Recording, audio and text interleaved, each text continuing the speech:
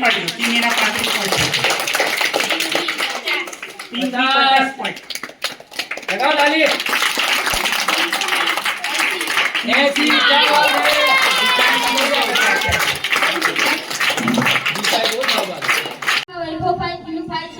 મારી ટીમમાં અર્જિત અને મીનાક્ષી છે. થેન્ક યુ વૈભવ. હવે ટીમ બી પોતાનો પરિચય આપે. મારું નામ રાઠવા પ્રદીપભાઈ ભરતભાઈ છે. મારી ટીમમાં પાર્થ અને રંજન છે. Thank you Pradeep. હવે ટીમ સી પોતાનો પરિચય આપે. મારું નામ રાઠવા દિશાબેન રામદાસભાઈ છે. મારી ટીમમાં દેવ્યા મને અરુણ છે. થેન્ક યુ દિશા. હવે આપણે ક્વિઝ કોમ્પિટિશન સ્ટાર્ટ કરીએ એની પહેલા થોડા નિયમો હું કહી દઉં. તો દરેક પ્રશ્ન સાચો હશે ને એને 10 પોઈન્ટ મળશે. અને આ ટીમને પ્રશ્ન પૂછ્યો તો આમને નહીં આવડે પછી બીજી ટીમ પર પ્રશ્ન શિફ્ટ થાય તો શિફ્ટ થયેલા પ્રશ્નના 15 પોઈન્ટ મળશે. અને આમને 15 પોઈન્ટ મળી ગયા તો આગળનો પ્રશ્ન બીજી ટીમથી શરૂ થશે. અને તો પ્રથમ પ્રશ્ન છે ટીમ એ માટે. દર વર્ષે કયા દિવસને બંધારણ દિવસ તરીકે ઉજવવામાં આવે છે? બંધારણ દિવસ. ખાલી તારીખ બોલવાની છે તમારે.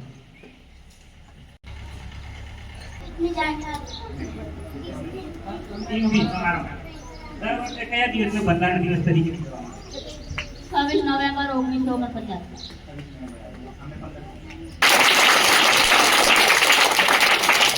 આપણા દેશમાં બધી અદાલતોમાં સૌથી ટોચની અદાલત છે, સૌથી મોટી અદાલત કોર્ટ જે છે ને એમાં સૌથી ઉપરની કોર્ટ છે એને આપણે પાઠ ભણાવ્યા આપણે એકદમ હેલો છે. Okay very good.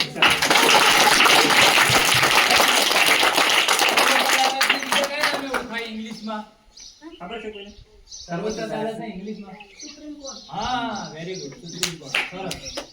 ભારતના બંધારણે આપેલ ગમે તે 3 મૂળભૂત હકો કે અધિકાર બોલો. હમણાં એક્ટિવિટી કરી છે મેં એને પહેલાથી કીધું તો કે આ એક્ટિવિટી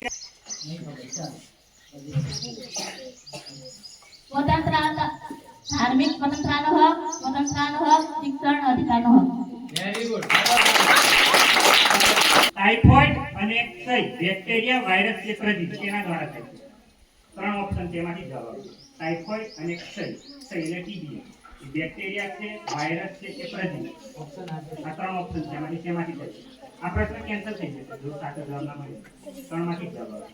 ટાઇફોઇડ બેક્ટેરિયા આપણે ટીબી કહીએ બેક્ટેરિયા વાયરસ કે પ્રજીવ તેનાથી થાય છે. 3 માંથી એક જવાબ આવશે. બેક્ટેરિયા. Very good. लगाओ ताली. પોલિયો અને અછબડા બેક્ટેરિયા વાયરસ કે પ્રજીવ તેનાથી થાય છે? પોલિયો છે અછબડા છે આ બંને રોગો તેનાથી થાય છે? બેક્ટેરિયા વાયરસ કે પ્રજીવ? 3 માંથી જવાબ આવે. આમાંથી જવાબ આલો તારીખ જે ચર્ચા કરીને આપજો. ખોટો પડશે. વાયરસ.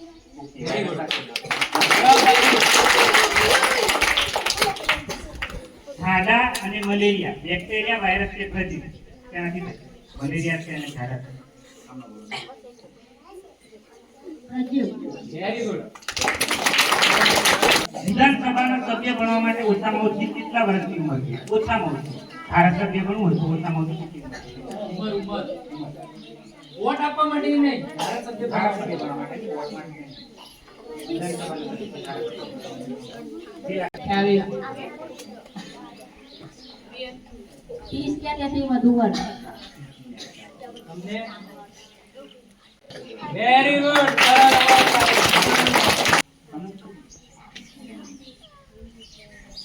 અરીસા વડે પ્રકાશની દિશા બદલાઈ જવાની ઘટનાને શું કહે છે?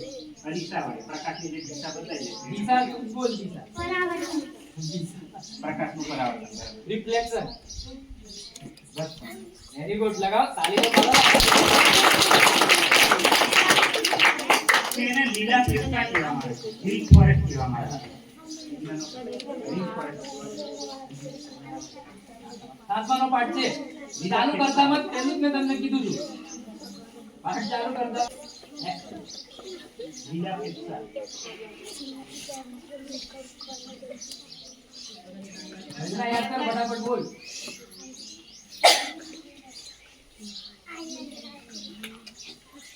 પાઠની એબીસીડી છે.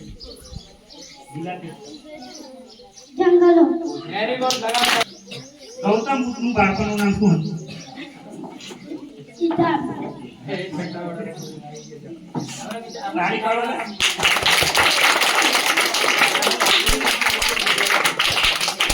જૈન ધર્મના પ્રથમ તીર્થંકર ના બોલો.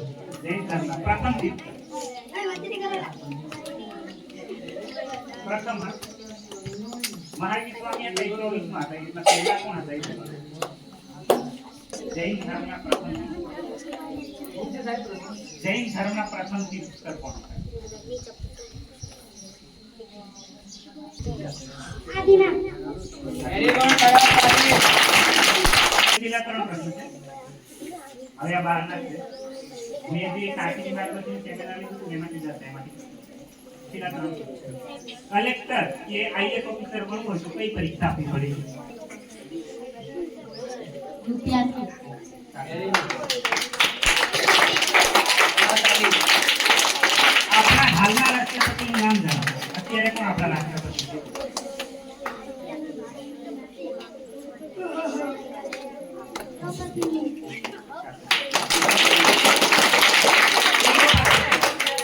વિશ્વનાથન આનંદ કઈ રમતના ખેલાડી? હું તમને ફોટો બતાવીને કીધું હા.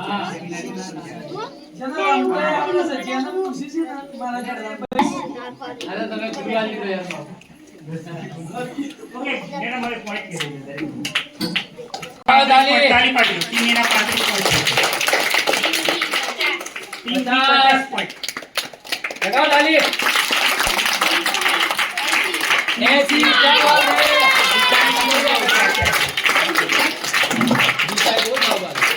હવે આમ પેન થાય ભાઈ અહીંયા. દિશા વચ્ચે આવી બેટા.